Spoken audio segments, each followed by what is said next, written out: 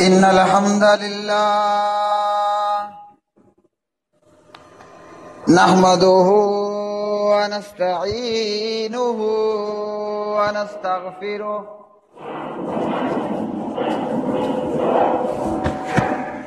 ونعوذ بالله من شرور أنفسنا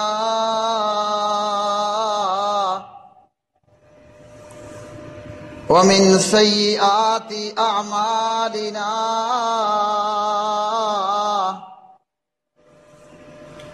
من يهده الله فلا مضل له ومن يضلل فلا هادي له أشهد أن لا إله إلا الله وحده لا شريك له وأشهد أن محمدا عبده ورسوله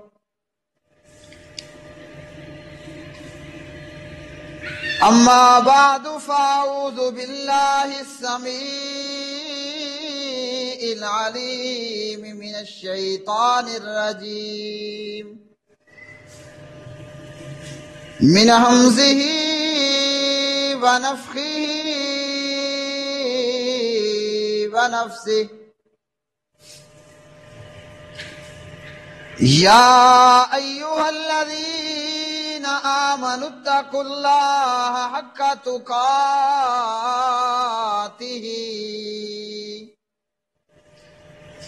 ولا تموتن إلا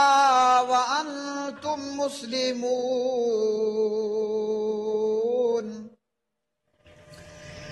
يا أيها الناس اتقوا ربكم الذي خلقكم من نفس واحدة وخلق منها زوجها وبث منهما رجالا كثيرا ونساء واتقوا الله الذي تساءلون به والأرحام إن الله كان عليكم رقيبا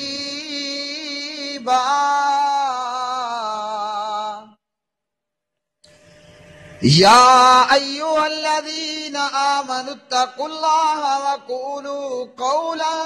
سديدا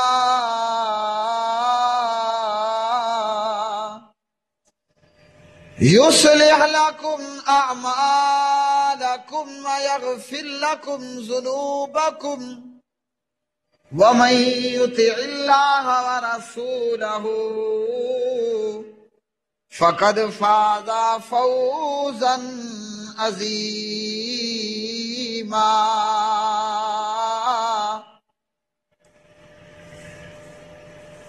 أما بعد فإن خير الحديث كتاب الله وخير الهدي هدي محمد صلى الله عليه وسلم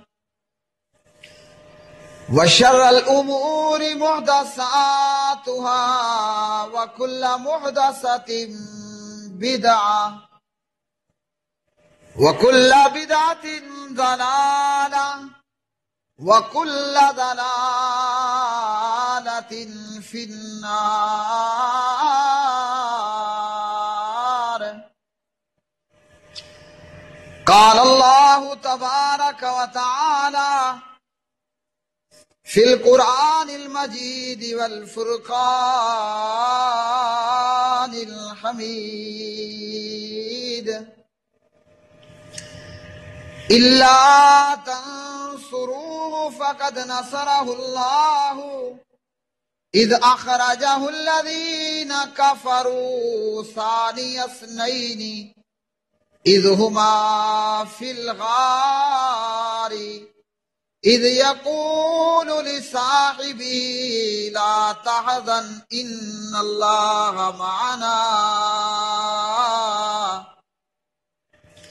اللهم صل على محمد وعلى آل محمد كما صليت على إبراهيم وعلى آل إبراهيم إنك حميد مجيد اللهم بارك على محمد وعلى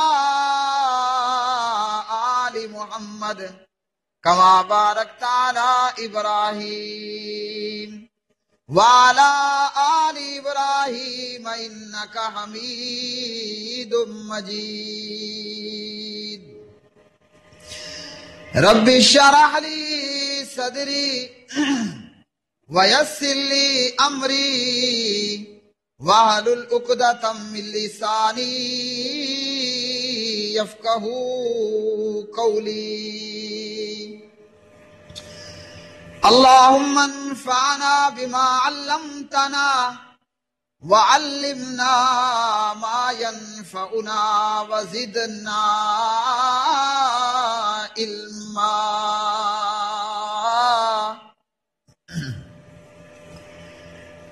ہر قسم کی حمد و ثنا اللہ وحدہ لا شریک کے لیے جو ساری کائنات کا خالق، مالک، رازق، داتا، دستگیر. بے شمار درود و سلام امام الانبیاء سید الاولین والآخرین نبی مکرم رسول معظم محمد مصطفیٰ احمد مجتبیٰ محمد الرسول اللہ صلی اللہ علیہ وآلہ وسلم کی مبارک ذات پہ، جو کہ ہمارا امام ہے، راہبر و رہنما ہے، پیشوا ہے، مقتدا ہے، مجتبی ہے، مصطفیٰ ہے. پیارے بھائیو، جناب ابوبکر صدیق رضی اللہ تعالی عنہ، ان کی سیرت طیبہ پر یہ 5واں خطبہ جمعہ ہے. حضرت ابوبکر صدیق رضی اللہ تعالی عنہ، آپ کا نام عبداللہ اور آپ کے والد بزرگوار کا نام عثمان. جناب حضرت ابوبکر رضی اللہ تعالی عنہ، پیارے نبی علیہ الصلوۃ والسلام نے ان کو لقب عطا فرمایا صدیق. ابوبکر کی کنیت ہے ابوبکر،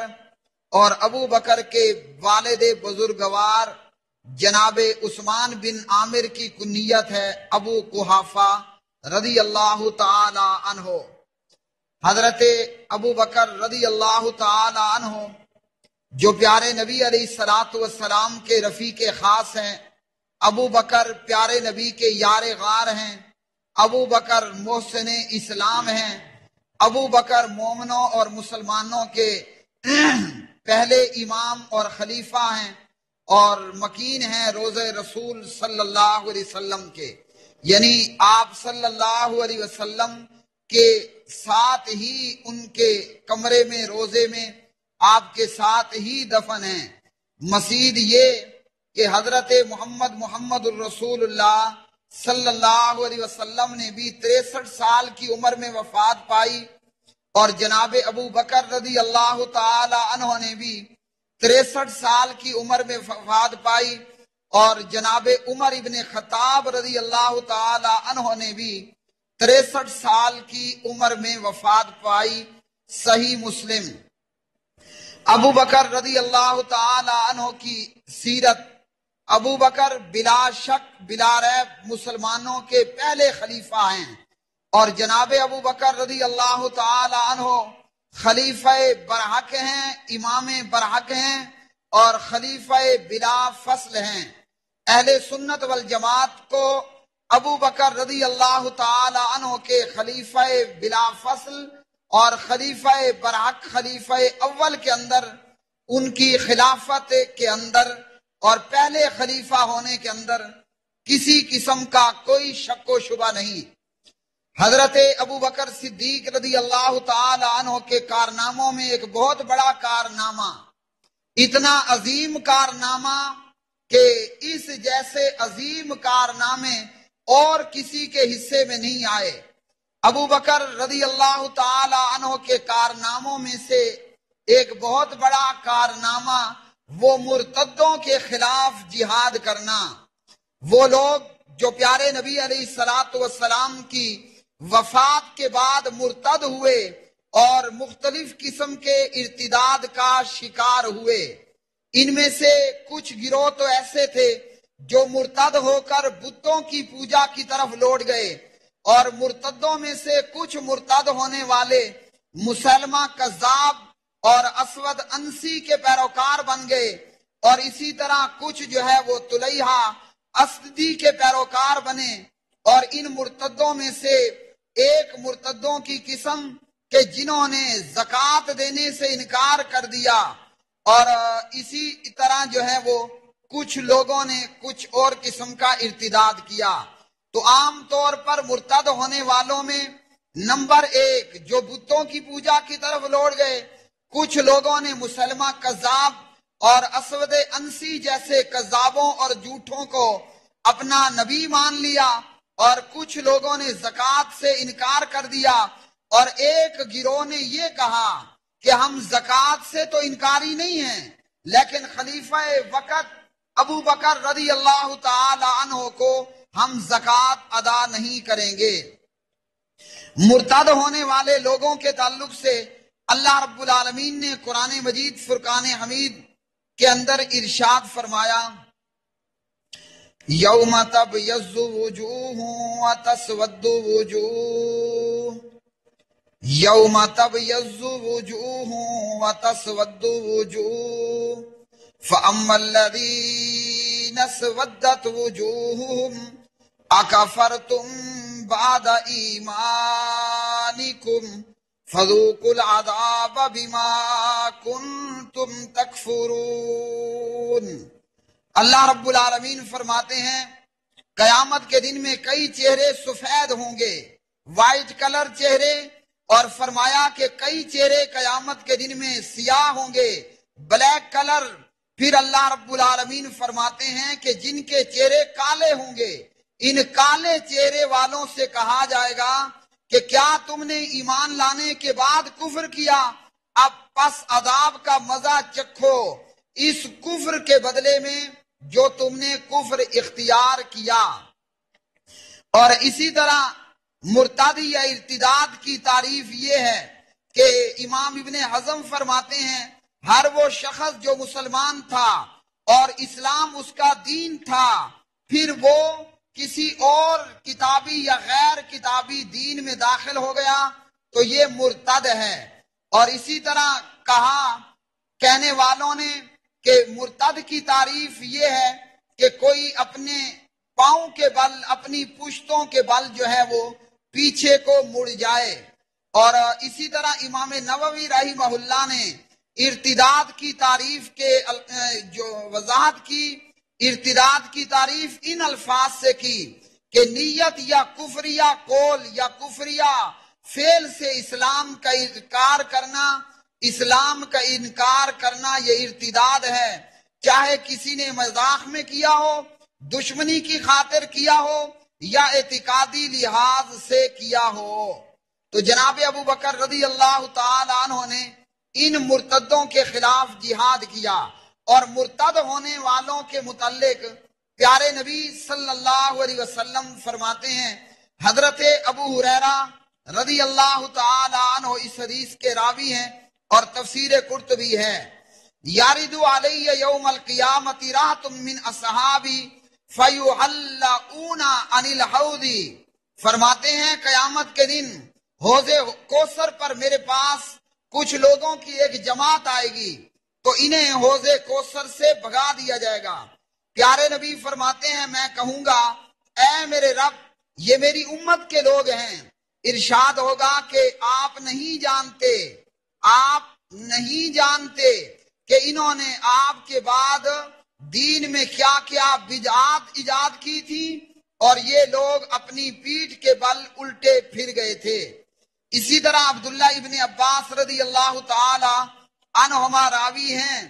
پیارے نبی صلی اللہ علیہ وسلم نے فرمایا یجاء برجال من امتی فیؤخذ بهم ذات الشمال فاقول یا ربی، فرمایا میری امت کے کچھ لوگ، کچھ افراد لائے جائیں گے تو انہیں بائیں جانب پھیر دیا جائے گا، میں کہوں گا کہ اے میرے رب یہ تو میری امتی ہیں۔ کہا جائے گا کہ آپ کو معلوم نہیں کہ انہوں نے آپ کے بعد کیا کیا بدعات ایجاد کی تھی، پس میں اس طرح کہوں گا جس طرح ایک نیک بندے عیسیٰ علیہ السلام نے کہا وَكُنْتُ عَلَيْهِمْ شَهِيدًا مَا دُمْتُ فِيهِمْ وَكُنْتُ عَلَيْهِمْ شَهِيدًا مَا دُمْتُ فِيهِمْ فَلَمَّا تَوَفَّيْتَنِي كُنْتَ أَنْتَ الرَّقِيبَ عَلَيْهِمْ، فرمایا میں یہ کہوں گا جیسے جناب عیسیٰ علیہ السلام نے کہا اور کہیں گے، اور جب تک میں ان میں تھا تو میں ان پر گواہ تھا، پھر جب تو نے مجھے اپنے پاس بلا لیا تو اے اللہ تو خود ہی ان کے اوپر نگہبان تھا۔ تو پیارے نبی علیہ السلام نے مرتد ہونے والوں کے تعلق سے فرمایا کہ یہ لوگ آئیں گے میرے حوض پر، مگر ان کو دھکیل دیا جائے گا، بھگا دیا جائے گا، روک دیا جائے گا۔ اب کچھ بدبختوں نے کہا کہ صحابی سے مراد نبی علیہ السلام کے صحابہ ہیں، اور ان ظالموں نے کہا کہ نبی علیہ السلام کے صحابہ پیارے نبی کے بعد مرتد ہو گئے، نعوذ باللہ من ذالک، جبکہ یہ بات درست نہیں۔ ابن عباس کی روایت میں یہ الفاظ ہیں یجاء برجال من امتی، میری امت میں سے کچھ افراد لائے جائیں گے، تو یہاں اصحابی سے مراد امتی میری امت کے افراد ہیں۔ اور پیارے نبی علیہ السلام فرماتے ہیں صحیح بخاری میں کہ من بدل دینہ، جو اپنا دین تبدیل کر دے یعنی اسلام سے پھر جائے اور مرتد ہو جائے، تو فرمایا کہ اس کی سزا یہ ہے کہ اس کی گردن کو کاٹ دیا جائے، اسے قتل کر دیا جائے۔ ارتداد کے اسباب اور اس کی مختلف اقسام، پیارے نبی صلی اللہ علیہ وسلم کی وفات کے بعد عرب قبائل کے مرتد ہونے کے کئی اسباب تھے۔ مثال کے طور پر نبی علیہ السلام کی وفات کا صدمہ، کمزور دینی حالت اور شریعت کی کم فہمی، جاہلیت کا شوق اور اس کی تباہ کن برائیوں کا ارتکاب، نظام دین سے خروج اور اسلامی نظام سے بغاوت، قبائلی عصبیت، بادشاہی کا لالچ، دنیا کے بدلے دنیاوی فوائد کا حصول اور مالی بخیلی، باہمی حسد، غیر اسلامی تحریکوں، یہودیوں اور مجوسیوں کی تحریکوں کے اثرات۔ تو یہ تھی ارتداد کی کچھ وجوہات کہ جن کے بنا پر لوگوں نے اسلام کو چھوڑا، اور کئی لوگوں نے ان میں سے بتوں کی عبادت کی طرف لوٹ گئے، کئیوں نے مسلمہ کذاب اور اسود انسی کو اپنا پیروکار مان لیا، اور کچھ نے وہ کچھ اور کہا۔ ان نبوت کے جھوٹے دعوے داروں میں سے ایک مسلمہ کذاب اور اسی طرح اسود انسی اور طلیحہ اسدی، امام ابن کثیر رحمہ اللہ اپنی تاریخ میں لکھتے ہیں کہ طلیحہ اسدی دوبارہ مسلمان ہو گیا اور سچا مسلمان رہا، مسلمہ کذاب قتل ہوا اور اسی طرح اسود انسی بھی قتل ہو گیا۔ ان مرتد ہونے والوں میں مرتدین کی دو قسمیں تھیں۔ ایک قسم تو وہ تھی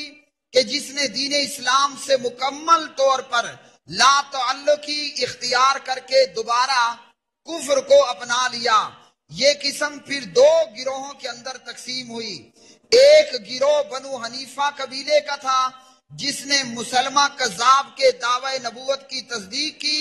اور یہ بنو حنیفہ قبیلہ کے اکثر افراد مسلمہ کذاب کے ساتھی ہوئے اور اس کے پیروکار بن گئے۔ اور پھر انہی میں سے ایک گروہ میں سے، اس گروہ میں سے اہل یمن ہیں جو اسود انسی کے پیروکار تھے، اور یہ بھی نبی علیہ السلام کی نبوت کے منکر اور جھوٹے نبیوں کی نبوت کے اقراری بنے۔ حضرت ابوبکر صدیق رضی اللہ تعالی عنہ صحابہ کرام رضوان اللہ علیہم اجمعین کی باہمی مشاورت کے ساتھ ان مرتد ہونے والوں کے خلاف عمل جہاد کے لیے ہتھیار اٹھاتے ہیں۔ حضرت ابو ہریرہ رضی اللہ تعالی عنہ راوی ہیں، فرماتے ہیں کہ نبی علیہ الصلوۃ والسلام وفات پا گئے اور حضرت ابوبکر رضی اللہ تعالی عنہ خلیفہ بنے تو عرب قبائل مرتد ہو گئے۔ اس موقع پر جب حضرت ابوبکر نے ان مرتد ہونے والوں کے خلاف جہاد کا اعلان کیا اور جہاد کی تیاری کی تو حضرت عمر رضی اللہ تعالی عنہ ابوبکر سے کہنے لگے کہ اے ابوبکر، آپ کلمہ پڑھنے والوں کے خلاف تلوار کیسے اٹھائیں گے؟ اور جناب عمر نے یہ دلیل دی، یعنی عمر رضی اللہ تعالی عنہ کا اس موقع پر یہ کہنا تھا کہ آپ ان مرتد ہونے والوں کے خلاف جہاد اور تلوار نہ نکالیں۔ عمر نے دلیل دی کہ نبی علیہ السلام نے فرمایا امرت ان اقاتل الناس حتی یقولوا لا الہ الا اللہ، مجھے لوگوں سے لڑائی کا حکم دیا گیا ہے جب تک کہ وہ لا الہ الا اللہ نہ کہہ لیں۔ پس جس شخص نے لا الہ الا اللہ کہہ لیا، اس نے مجھ سے اپنا مال اپنی جان محفوظ کرا لی سوائے اسلام کے حق کے، اور اس کا حساب اللہ کے ذمے ہے۔ ابوبکر رضی اللہ عنہ اس کے جواب میں فرمانے لگے کہ عمر نے جو دلیل دی، اسی حدیث میں یہ ثابت ہوتا ہے کہ ان مرتدوں کے خلاف جہاد کیا جائے گا، کیونکہ نبی علیہ الصلوۃ والسلام نے فرمایا فمن قال لا الہ الا اللہ فقد عصم منی مالہ ونفسہ الا بحقہ وحسابہ علی اللہ۔ ابوبکر رضی اللہ تعالی عنہ نے کہا کہ جو نماز اور زکوٰۃ کے بیچ میں فرق کرے گا میں اس کے خلاف ضرور لڑائی کروں گا۔ واللہ لأقاتلن من فرق بین الصلاۃ والزکاۃ فإن الزکاۃ حق المال واللہ لو منعونی اناکا کانوا یؤدونہ الی رسول اللہ صلی اللہ علیہ وسلم لقاتلتہم علی منعہا۔ ابو بکر کہنے لگے کہ اللہ کی قسم میں اس شخص سے ضرور جنگ کروں گا جو نماز میں اور زکوٰۃ میں فرق کرے گا، کیونکہ زکوٰۃ مالی حق ہے۔ اللہ کی قسم اگر کوئی زکوٰۃ میں بکری کا میمنہ دینے سے بھی انکار کرے گا اور اس نے انکار کیا جو نبی علیہ السلام کے عہد میں دیتا تھا تو میں اس سے لڑائی کروں گا۔ اور ایک اور روایت کے اندر ابو بکر نے فرمایا اگر کسی نے زکوٰۃ میں اونٹ کو باندھنے والی رسی جو اس کے ذمے بنتی ہے اگر وہ بھی دینے سے انکار کیا تو میں اس سے لڑائی کروں گا۔ حضرت عمر رضی اللہ تعالی عنہ فرمایا کرتے تھے اللہ کی قسم اللہ تعالیٰ نے زکوٰۃ نہ دینے والوں سے جنگ کے بارے میں ابو بکر رضی اللہ تعالی عنہ کا سینہ کھول دیا۔ عمر فرماتے ہیں کہ پھر مجھے یقین ہو گیا کہ حق بات یہی ہے، اور عمر فرمایا کرتے تھے اللہ کی قسم مرتدین سے جہاد کے معاملے میں، یعنی مرتد ہونے والوں سے جہاد کرنے کے بارے میں ابو بکر رضی اللہ عنہ کا ایمان ساری امت کے ایمان سے زیادہ مضبوط اور راجح تھا۔ پیارے بھائیو، اگر حضرت عمر ابو بکر رضی اللہ تعالی عنہ ان مرتدوں کے خلاف جہاد نہ کرتے تو آج یہ بے شمار فتنے موجود ہوتے اور اسلام ہم تک نہ پہنچ پاتا، لیکن اللہ نے ابو بکر کا سینہ کھولا اور ابو بکر رضی اللہ تعالی عنہ نے نبی علیہ الصلوۃ والسلام کی احادیث کو اور اسی طرح قرآن مجید کی تعلیمات کو سامنے رکھتے ہوئے ان مرتدوں کے ساتھ جہاد کیا۔ اب جن لوگوں نے ارتداد اختیار کیا تھا، جو لوگ مرتد ہوئے تھے اور مختلف قسم کے مرتد ہونے والے لوگ، انہی مرتدوں میں سے ایک وفد، بعض قبائل کے وفود، ان کے جو ہیں وہ وفد ابو بکر کی خدمت میں آئے اور ابو بکر سے بات چیت کی کہ ابو بکر زکوٰۃ کی وصولی سے دستبردار ہو جائیں، لیکن ابو بکر نے کہا یا تو زکوٰۃ ادا کرو یا مرنے پر تیار ہو جاؤ۔ جب یہ لوگوں نے دیکھا کہ ابوبکر کے ساتھ کوئی معاملہ نہیں بنتا، یہ چلے گئے، اور حضرت ابوبکر رضی اللہ تعالی عنہ نے ان لوگوں کے ارادوں کو بھانپ لیا۔ ابوبکر کہنے لگے کہ ان مرتدوں کے وفد نے مدینے میں موجود مسلمانوں کی کم تعداد کو نوٹ کر لیا ہے، اور مجھے یہ خدشہ ہے کہ یہ رات میں یا دن میں کسی بھی وقت جو ہے وہ مسلمانوں پر مدینے پر حملہ آور ہوں گے۔ پھر اس کے لیے ابوبکر نے مسلمانوں کو حکم دیا کہ اہل مدینہ کو یہ حکم دیا گیا کہ وہ رات مسجد نبوی میں بسر کریں تاکہ دفاع کے لیے مکمل طور پر تیار رہ سکیں، اور مدینہ المنورہ کے راستوں پر جناب ابوبکر نے سیکورٹی گارڈ مقرر کر دیے جو رات وہاں گزرے اور کسی بھی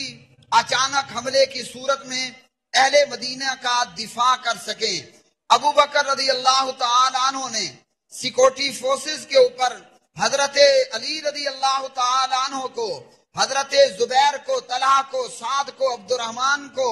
اور عبداللہ بن مسعود رضی اللہ تعالی عنہ مجمعین کو علیحدہ علیحدہ جو ہے وہ جتھوں کا امیر بنایا، اور حضرت ابوبکر نے مدینے کے ارد گرد اور داخلی راستوں کے اوپر پہرے دار بٹھا دیے کہ اہل مدینہ کو خطرہ تھا کہ یہ مرتد جو ہیں وہ مدینے کے اوپر اور مسلمانوں کے اوپر حملہ آور ہوں گے۔ اسی طرح حضرت ابوبکر رضی اللہ تعالی عنہ کسی بھی ہنگامی صورتحال میں پریشان نہیں ہوا کرتے تھے، اور ابوبکر سے جب یہ وجہ پوچھی گئی کہ کوئی بڑے سے بڑا صدمہ ہو، بڑی سے بڑی پریشانی ہو، یعنی مختلف قبائل نے مرتد ہونے کا اعلان کر دیا، کچھ نے کچھ طرح، اور ابوبکر سے کہا گیا کہ آپ اتنی ہنگامی صورتحال میں بھی ڈرتے اور گھبراتے نہیں ہیں، تو حضرت ابوبکر نے فرمایا ما دخل قلبی رعب بعد لیلۃ الغار فإن النبی صلی اللہ علیہ وسلم لما رأى حزنی قال لا علیک یا ابا بکر فإن اللہ قد تکفل لہذا الامر بالتام۔ ابو بکر فرماتے ہیں غار سور والی رات، یعنی مکہ سے ہجرت کے وقت جب میں اور پیارے نبی غار سور میں تھے، ابو بکر فرماتے ہیں غار سور والی رات کے بعد کسی قسم کا کوئی روب دبدبا میرے دل پر کبھی طاری نہیں ہوا، کیونکہ جب غار سور میں نبی علیہ الصلوۃ والسلام نے میرا ملال دیکھا، میرا غم دیکھا، میری پریشانی دیکھی، تو پیارے نبی نے کہا کہ اے ابو بکر یوں پریشان نہ ہو، بے شک اللہ نے ہمارے معاملے کی تکمیل کا ذمہ لیا ہے، یعنی ہم اللہ کی حکم سے بحفاظت رہیں گے اور یہاں سے مدینہ المنورہ تک بحفاظت پہنچ جائیں گے۔ تو حضرت ابو بکر فرماتے ہیں کہ غار سور کی رات میں مجھے سب سے زیادہ غم ہوا کہ کہیں ہم کافر جو ہیں وہ نبی علیہ الصلوۃ والسلام تک نہ پہنچ جائیں۔ اس کے بعد سے اللہ نے مجھے ایسا بے غم کیا کہ اب بڑی سے بڑی مصیبت بھی آ جائے، ابو بکر فرماتے ہیں کہ مجھے کوئی پریشانی نہیں ہوتی۔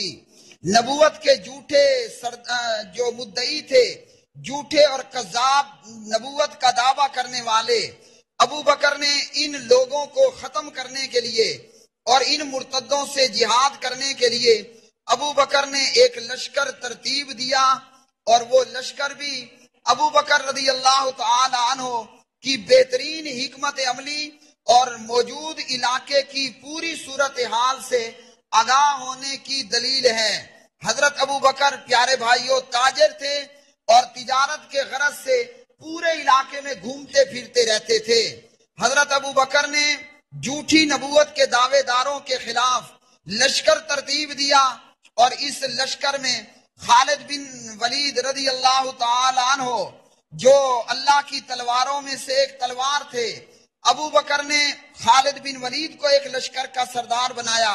امیر بنایا، اور اسی طرح ایک لشکر کا سردار حضرت اکرمہ بن ابی جال کو بنایا، ایک لشکر کا سردار عمر بن عاص کو بنایا، شرحبیل بن حسنہ کو بنایا، خالد بن سعید بن عاص کو بنایا، اور اسی طرح جو ہے وہ سوید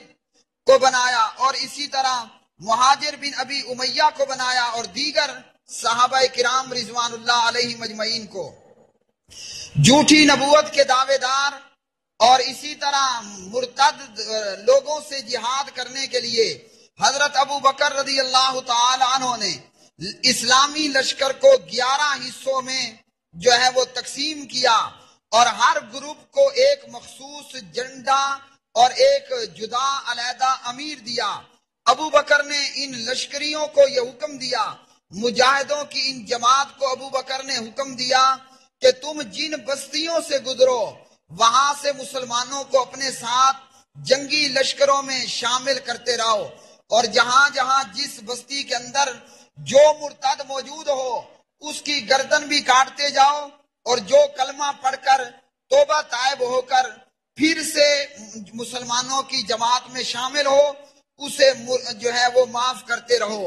حضرت خالد بن ولید رضی اللہ تعالی عنہ مختلف جگہوں پر فتوحات حاصل کرتے ہوئے بالآخر حضرت خالد بن ولید رضی اللہ تعالی عنہ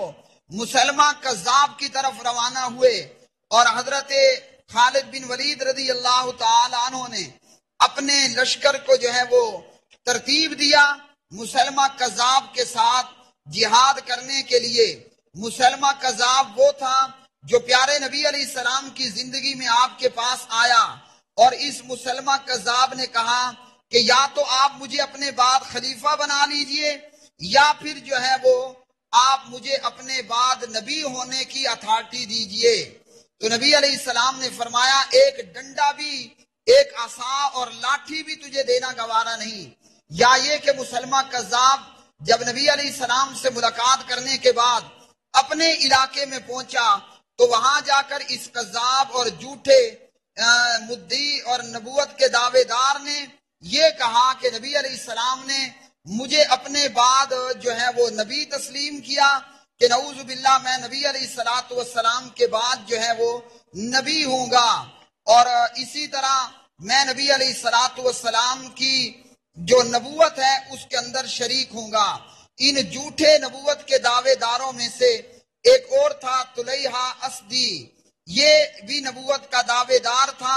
اور اس نے بھی جو ہے وہ جھوٹی نبوت کا دعویٰ کیا، اور اسی طرح اس کے اوپر بھی ابوبکر رضی اللہ تعالی عنہ کے بھیجے ہوئے لشکروں نے حملہ کیا، اور خالد بن ولید رضی اللہ تعالی عنہ ان طلیحہ اسدی کے لشکروں کے خلاف لڑتے ہیں۔ جب حضرت خالد بن ولید رضی اللہ تعالی عنہ ان جھوٹے کذاب لوگوں کے ساتھ لڑنے کے لیے تیار ہوئے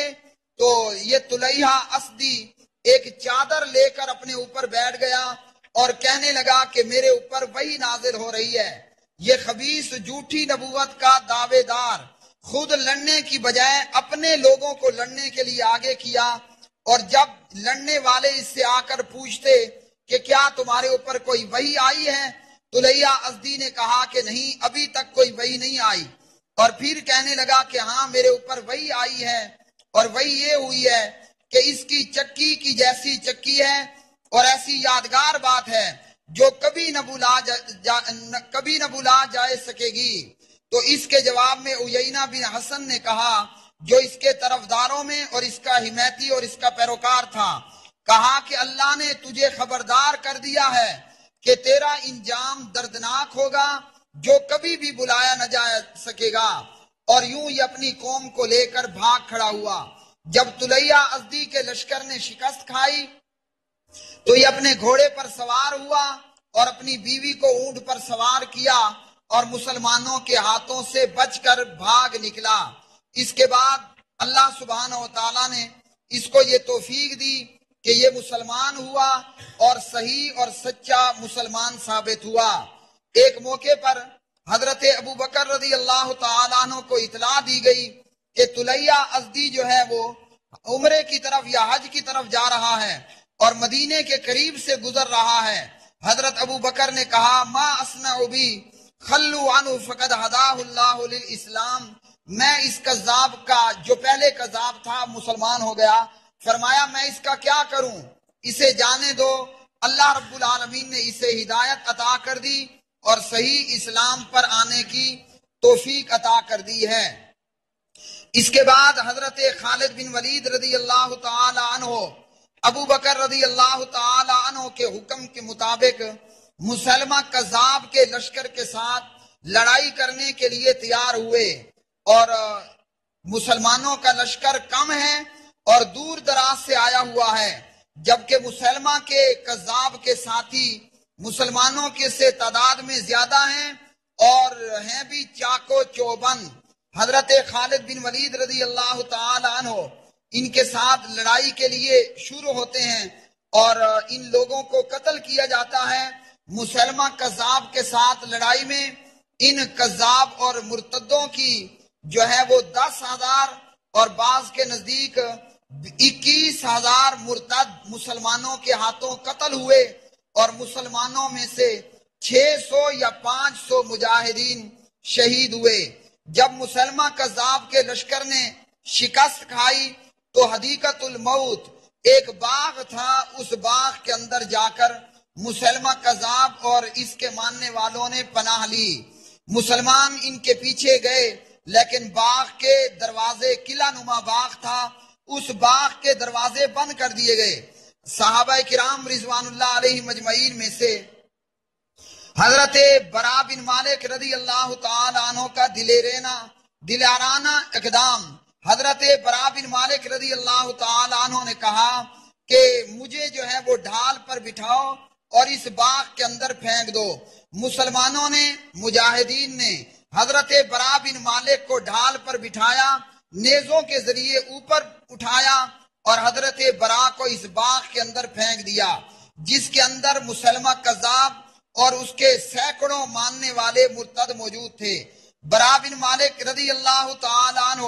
باغ کے اندر گئے، ان کافروں سے لڑتے رہے اور باغ کا دروازہ کھول دیا، اور پھر اسی طرح مزید دروازے بھی کھول دیے گئے۔ مسلمان اس باغ کے اندر داخل ہوئے اور یوں اس پورے مارکے کے اندر 10,000 کے قریب یا 21,000 کے قریب مسلمہ کذاب کے ساتھیوں کو، مرتدوں کو قتل کیا گیا، اور مسلمانوں میں سے 600 یا 500 مجاہدین اللہ کی راہ میں قربان ہوئے، اور مسلمہ کذاب تک مسلمان پہنچنے میں کامیاب ہوئے۔ مسلمہ کذاب جس نے جھوٹی نبوت کا دعویٰ کیا تھا، مسلمہ کذاب جس نے یہ کہا تھا کہ میں نبی علیہ السلام کی نبوت میں شریک ہوں، اور مسلمہ کذاب جس نے یہ کہا تھا کہ میں پیارے نبی کے بعد مسلمانوں کا خلیفہ ہوں، یا نبی علیہ السلام کی وفات کے بعد مجھے نبوت عطا ہوئی۔ مسلمہ کذاب تک جب مجاہدین پہنچے، وہ ایک دیوار کے شگاف میں یوں کھڑا تھا جیسے گندمی رنگ کا اونٹ ہو۔ مسلمانوں نے، صحابہ نے اس کو تلاش کیا، اور حضرت وحشی بن حرب رضی اللہ تعالی عنہ نے اس خبیث کو نیزہ مارا، جس سے یہ زمین پر گر پڑا، اور اسی طرح دوسرا صحابی آگے بڑھا اور اس نے اس خبیث کی گردن کاٹ دی۔ حضرت وحشی رضی اللہ تعالی عنہ، جنہوں نے احد کے میدان میں نبی علیہ السلام کے چچا اور آپ صلی اللہ علیہ وسلم کے دودھ شریک بھائی حضرت حمزہ بن عبد المطلب رضی اللہ تعالی عنہ کو نیزہ مارا تھا، حضرت وحشی نے اس مسلمہ کذاب کو نیزہ مارا جو اس خبیث کے آر پار ہوا، اور یوں یہ مرتد قتل ہو گیا۔ مسلمہ کذاب جو کہ جھوٹی نبوت کا دعوے دار تھا، جب اس کذاب کو یہ معلوم ہوا کہ پیارے نبی علیہ السلام کے معجزات بھی ہیں، اور اس کو یہ معلوم ہوا کہ پیارے نبی صلی اللہ علیہ وسلم نے کنویں کے اندر، پانی کے کنویں کے اندر محمد الرسول اللہ صلی اللہ علیہ وسلم نے اپنا لعاب، اپنی تھوک ڈالی، اور اس کنویں کا پانی جو ہے وہ کنواں پانی سے بھر گیا۔ مسلمہ کذاب نے بھی یہ معجزہ جو ہے وہ دکھانے کی کوشش کی، اور اس مسلمہ کذاب نے اپنا تھوک ایک پانی کے کنویں میں ڈالا، بجائے پانی زیادہ ہونے کے پورا کنواں خشک ہو گیا۔ لوگوں نے لعنت ملامت کی اور چخے برے کہا اسے۔ اسی طرح مسلمہ کذاب نے ایک اور پانی کے کنویں میں اپنا تھوک ڈالا، اپنی جھوٹی نبوت کو ثابت کرنے کے لیے تو اس کنویں کا پانی مزید میٹھا ہونے کے اور زیادہ کڑوا ہو گیا۔ اسی طرح مسلمہ کذاب نے اپنے جھوٹے معجزات دکھانے کے لیے وضو کیا اور پانی کھجوروں کے ایک باغ میں گرایا، کھجوروں کو پورا کا پورا باغ خشک ہو گیا اور اجڑ گیا۔ اسی طرح مسلمہ کذاب نے اپنے جھوٹے معجزات دکھانے کے لیے ایک تھوڑے سے گنجے کے سر پر اپنا ہاتھ پھیرا، جس کے سر پر تھوڑے بہت بال کم تھے۔ اس نے اپنا جھوٹا معجزہ دکھانے کے لیے کہ میں ہاتھ پھیروں گا تو پورے سر کے بال گھنے ہو جائیں گے، بجائے مزید بال اگنے یا گھنے ہونے کے جو تھوڑا سا گنجا تھا وہ پوری طرح گنجا ہو گیا۔ اسی طرح مسلمہ کذاب نے اپنا جھوٹا معجزہ دکھانے کے لیے ایک بندہ جس کی آنکھوں میں تکلیف تھی اس کی آنکھوں پر ہاتھ پھیرا۔ چاہیے تو یہ تھا کہ وہ آنکھیں درست ہو جاتی، جس کی آنکھوں میں تھوڑی سی تکلیف تھی وہ ٹوٹلی مکمل طور پر اندھا ہو گیا۔ تو حضرت ابوبکر صدیق رضی اللہ تعالی عنہ پیارے نبی علیہ السلام کے بعد مسلمانوں کے بالاتفاق خلیفہ، پیارے نبی علیہ السلام نے بھی 63 سال کی عمر میں وفات پائی اور ابوبکر نے بھی 63 سال کی عمر میں وفات پائی۔ اسی طرح حضرت عمر رضی اللہ عنہ نے بھی 63 سال کی عمر میں وفات پائی۔ اللہ رب العالمین صحابہ سے راضی ہوا اور صحابہ کرام اپنے پروردگار سے راضی ہوئے۔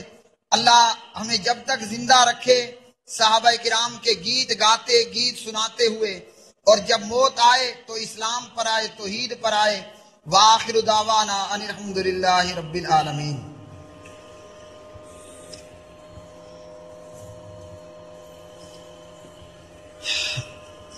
ان الحمد للہ